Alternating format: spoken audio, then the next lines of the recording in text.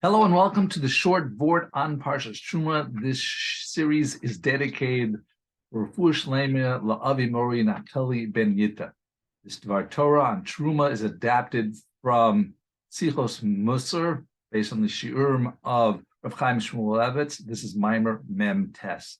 Terumah begins listing 15 different items that the Bnei Yisrael donated for the building of the sanctuary.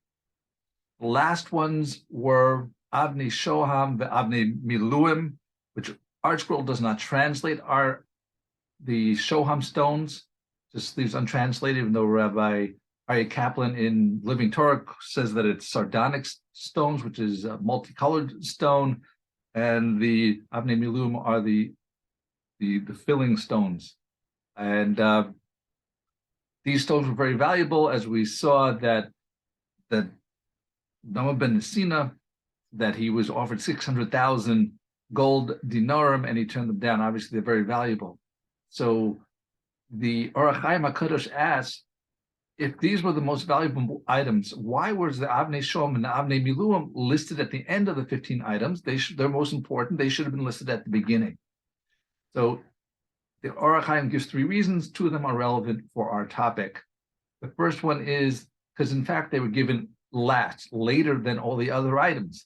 The Nesiim had wonderful thoughts in their mind that whatever the Bnei Yisrael don't fill in, we'll give the rest of the donation. They thought they were being generous. Any campaign for a shul or a building fund or something would like these type of people guarantee that they'll reach their goal. However, this was considered something that was less than ideal. Rashi describes them as if there was a laziness. On some level, there was a lack of nedivius halev here. That which is the pasuk says in the beginning, pasuk beis says, "Me'esh kol ish asher yidvenu libo." Those that are motivated to give and to donate for the building of the Mishkan.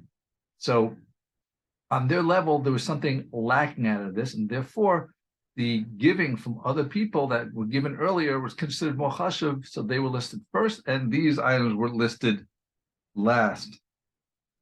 And anyone who really wants to be motivated to give, even if they have a great reason, they're not going to, if you want, you're giving a gift to a friend for a simcha or something, you're not going to wait till the end. You're going to give right away. And, as they say, there's no excuse as good as actually doing something. And they waited.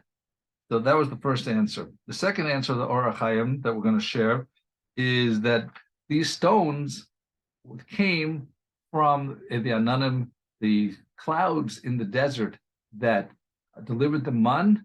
There were no such stones in the desert, but they were given to the Nesiim, to the leaders, as part and with the man. So this is something that they got for free and they got for no effort. Meanwhile, the other donations of the Bnei Yisrael, there was effort, there was a financial cost for it, and that's the difference between these two.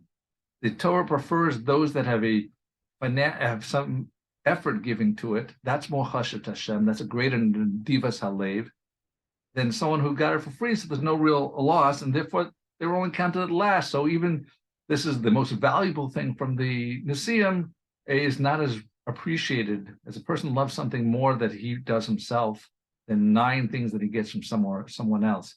So something that the Bnei Yisrael made an effort for is more appreciated by Hashem, even if it's worth financially less money. And that's the approach that we want to have for the Mishkan. When you're starting the Yesodus of Mishkan, it should be given at the highest level of giving and the highest level of motivation.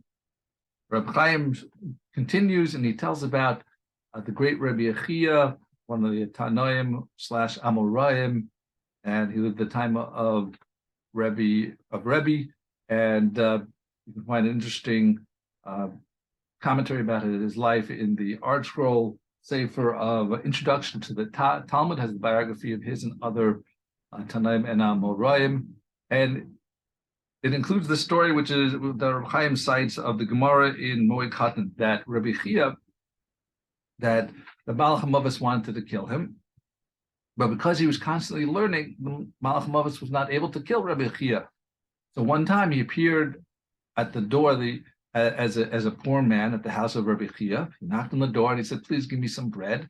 And Rabbi Chiya, or the Gemara's version, someone in his family, but it represents him, gave money to this poor man. And then the Mal'ach Hamaves, who looked like a poor man, said, wow, you had such mercy on a poor man, but what about having mercy and giving generously for this other man? And then the Mal'ach Hamaves revealed himself with a rod of fire, and Rabbi and Chiya realized who it was, that it was the Mal'ach Hamaves, and he actually acquiesced and he gave his neshama. So Chaim asks, why would the Mal'ach Hamaves think that just because he was so generous with a poor person and gave him bread, that he would give his neshama to the Mal'ach Hamaves? What is the connection between the bread and the neshama? So the Malach, now, while having watched what happened, he knew that Rabbi Chiya was just an amazing person inside and out. And when he saw that Rabbi Chiya, the way he gave the bread to the poor person, he gave it wholeheartedly, with his neshama. He wanted to give with a leiv tov, all those good things that he wanted. And he realized that someone who gives like this, I can also ask him to have mercy on me, so I can accomplish my mission, which is to take his life. And in fact, the Rabbi Chiya was willing to do that, and he gave his soul there. And that's what the lesson here is, that's the type of donations that Hashem wants when we give money for a mishkan or we do a mitzvah. It should be wholehearted, completely, with great Nadivas leiv. So thank you for listening. Have a wonderful week and a wonderful Shabbos.